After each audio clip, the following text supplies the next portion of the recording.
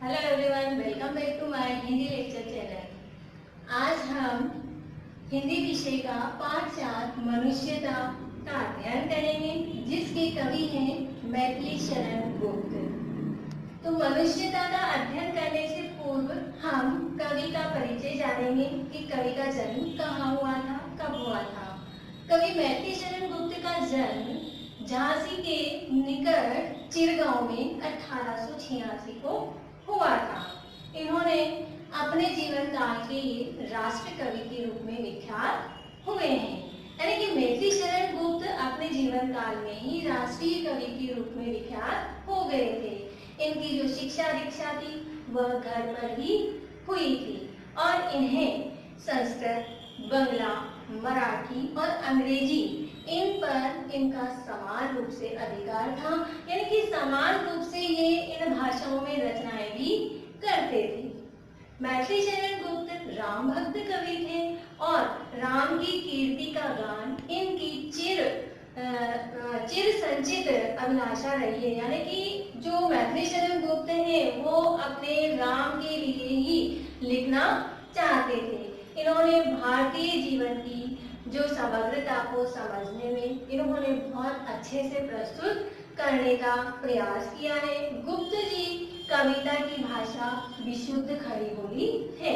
यानी गुप्त जी ने जिन कविताओं की रचना की है या हमारे सामने जो कविता है मनुष्यता, वह खड़ी बोली भाषा में उन्होंने की है और भाषा पर संस्कृत का प्रभाव भी है।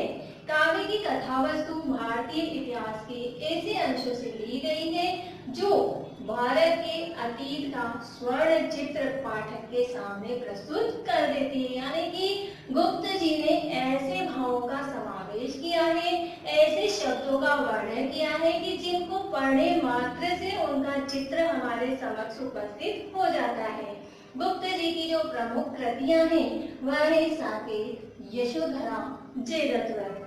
इनके अलावा भी उन्होंने बहुत सारी कृतियों की रचनाएं की हैं। गुप्त जी के जो पिता हैं उनका नाम था सेठ रामचरण दास, वो भी एक कवि थे और इनके जो छोटे भाई थे सियाराम शरण गुप्त, वह भी कवि थे, एक प्रसिद्ध कवि थे। तो ये था हमारे मैथिली शरण गुप्त का जीवन परिचय।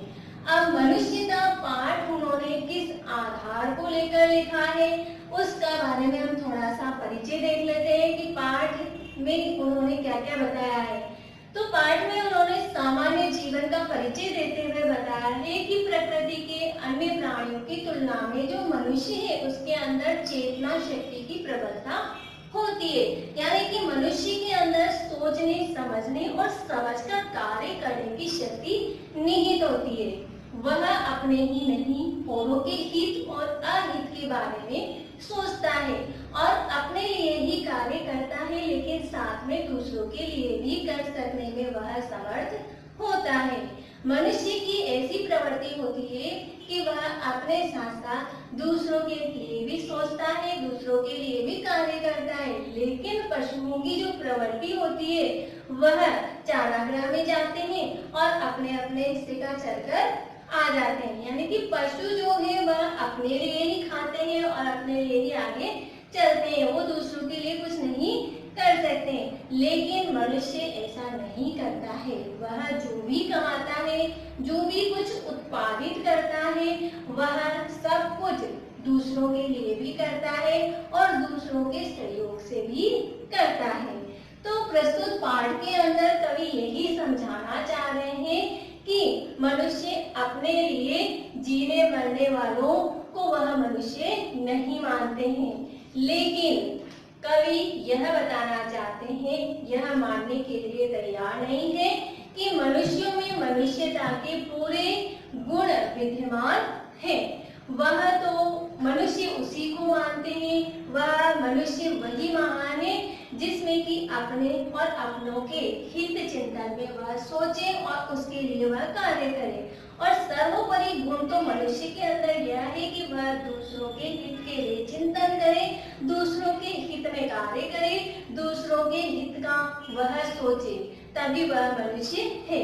मनुष्य इस मृत्यु लोक में जन्म लेता है और जब मृत्यु लोक से गमन कर जाता है, यानी कि वह यहाँ से संसार से अलविदा हो जाता है, उसके जाने के बाद भी यदि उसे कोई सालों तक, वर्षों तक वह दूसरों की यादों में बना रहता है, तो वह उसकी जो मृत्यु है वह सुमृत्यु हो जाती है।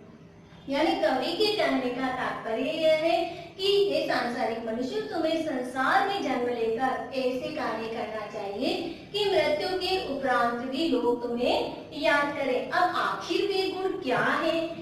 वे गुण क्या है? उन गुणों को हम मनुष्यता पाठ के अंदर, कविता के अंदर पढ़ेंगे। मनुष्यता के उन गुणों का अध्ययन हम नेक्स्ट वीडियो में करेंगे। तब तक के लिए keep practice, keep learning. Thank you.